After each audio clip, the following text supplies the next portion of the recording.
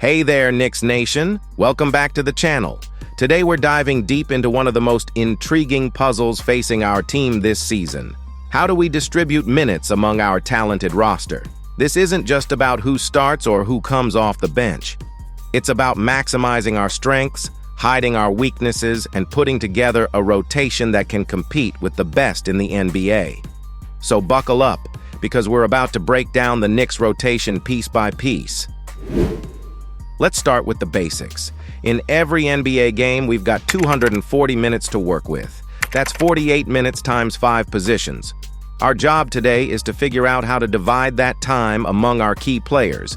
It's like a basketball jigsaw puzzle, and we're going to solve it together. Now, before we dive in, let's acknowledge something important.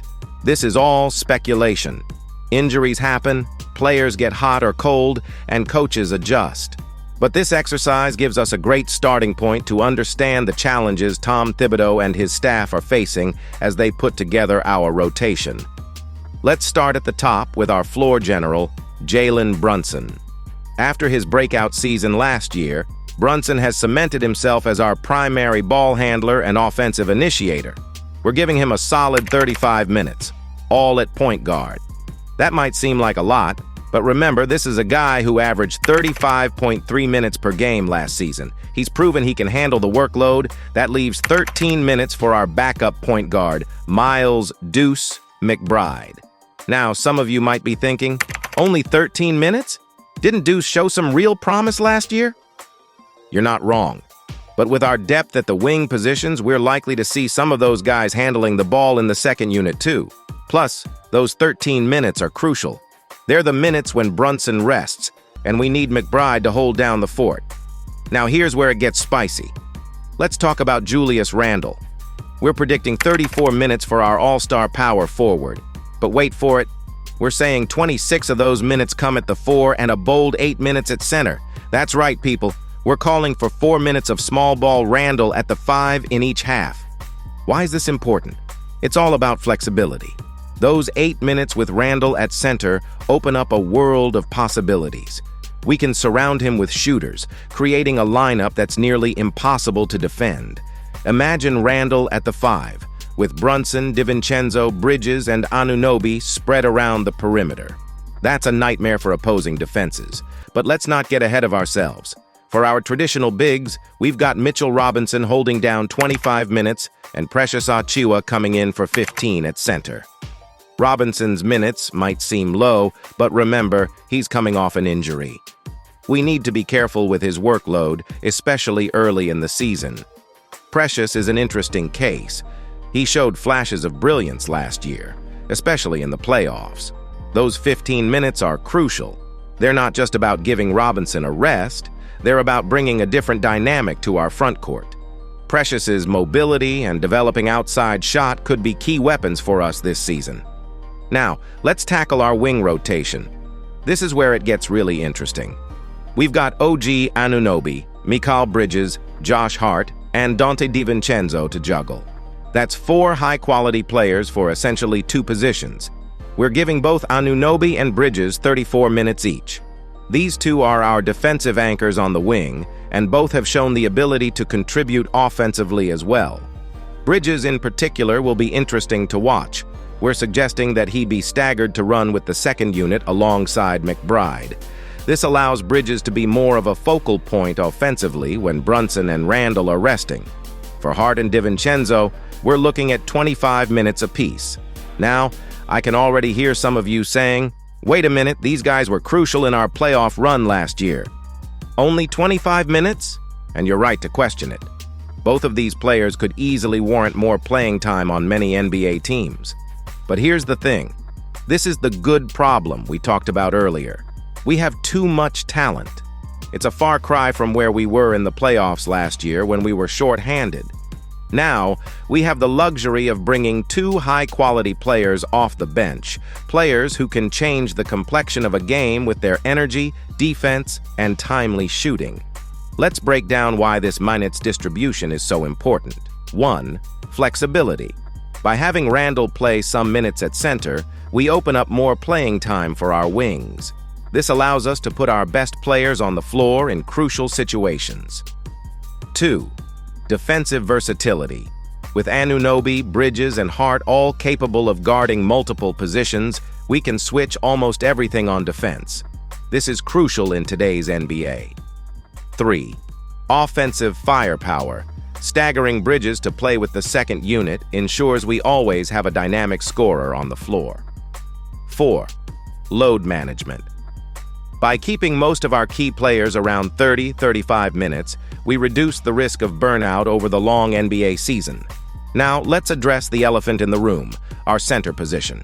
Some fans and analysts have pointed out that backup center might be a weakness for us, but this rotation suggests that it might not be as big of an issue as we thought. Think about it this way.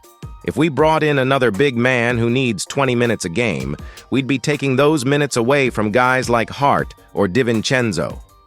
Do we really want to do that? Or are we better off with the flexibility to go small, spread the floor, and let our wings wreak havoc?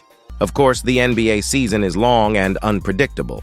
Injuries, foul trouble, and other factors will naturally create more opportunities for playing time. But one thing is clear. Our players will need to be ready to sacrifice for the greater good of the team. This brings us to an important point: team chemistry. With so much talent and only so many minutes to go around, Coach Thibodeau will have his work cut out for him managing egos and expectations. But from everything we've seen and heard, this group is all about winning. They understand that on any given night, someone might play more or less depending on matchups and who has the hot hand. Let's also consider how this rotation might evolve over the course of the season. 1. Early season. We might see more experimentation as Tibbs figures out which lineups work best together. 2. Mid-season. The rotation could tighten up as we make a push for playoff positioning. 3. Late season. We might see more rest for key players to ensure everyone's fresh for the playoffs.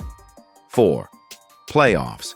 Expect the rotation to tighten even further, with our best players seeing increased minutes. Now let's talk about some specific lineup combinations we might see. 1. Closing lineup. Brunson, DiVincenzo, Bridges, Anunoby, Randle. This lineup gives us shooting, defense, and the ability to switch everything. It could be our go-to in close games. 2. Defensive stopper. Brunson, Hart, Bridges, Anunoby, Robinson. Need a stop? This lineup could lock down just about anyone. 3. Run and gun. McBride, DiVincenzo, Hart, Bridges, Precious. This could be a fun second unit that pushes the pace and puts pressure on opposing benches. One thing to keep in mind, these minutes distributions aren't set in stone. They'll fluctuate game to game based on matchups, foul trouble, and who's playing well. What we're looking at is more of an average over the course of the season. So, what does all this mean for the Knicks' chances this season? Well, if we can make this rotation work, we're looking at a team with incredible depth and versatility. We can match up with just about any style of play. Want to go small? We can do that. Need size? We've got it. Want to lock down on defense? We have the personnel. But it's not just about having the right pieces. It's about how they fit together. And that's where coaching comes in. Tom Thibodeau has a reputation as one of the best X's and O's coaches in the league. This roster gives him a lot of tools to work with. It'll be fascinating to see how he uses them. Now, I want to hear from you, Knicks Nation. What do you think about this potential rotation? Do you agree with these minutes distributions? Would you make any changes? Maybe you think Randle should play more at center, or perhaps you'd like to see more of McBride. Drop your thoughts in the comments below.